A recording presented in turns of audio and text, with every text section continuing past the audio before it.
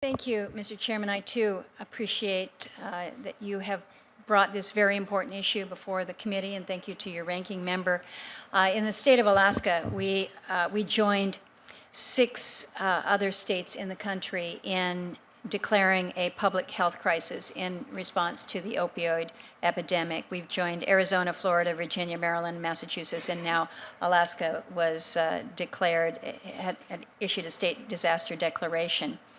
And as many in this committee know, they've heard me, our very rural communities, our predominantly Alaska Native communities, they're being devastated by substance abuse and now opioids. The rate of overdose deaths attributed to opioids have increased and in many cases has greatly exceeded the national average.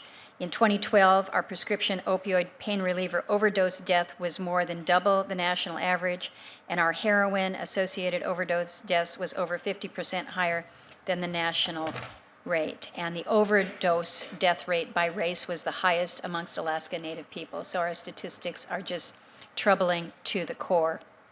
There is a much reported story of 4 people who overdosed in the native village of Quinnahock a couple years ago. Quinnahock has a population of 700. One of these individuals did die as a consequence of that overdose. It was determined that it was fentanyl. It was more fentanyl than heroin, and we're seeing this in a remote, tiny community.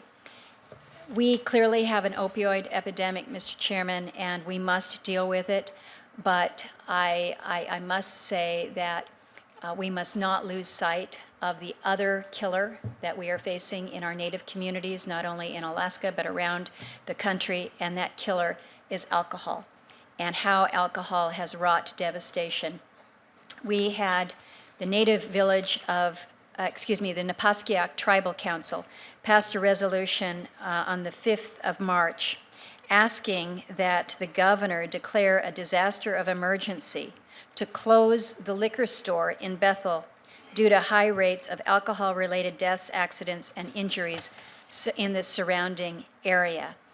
It is just yet one more reminder to me that when we think about those who we serve and the cries for help that they are asking us for, we have so very much to do. So I thank you for bringing the attention to the committee here this afternoon on opioids, and whether it's opioids or alcohol or anything in between, know that I'm committed to working with you. I do ask that my full statement be included as part of the record, and I thank you, Mr. Chairman.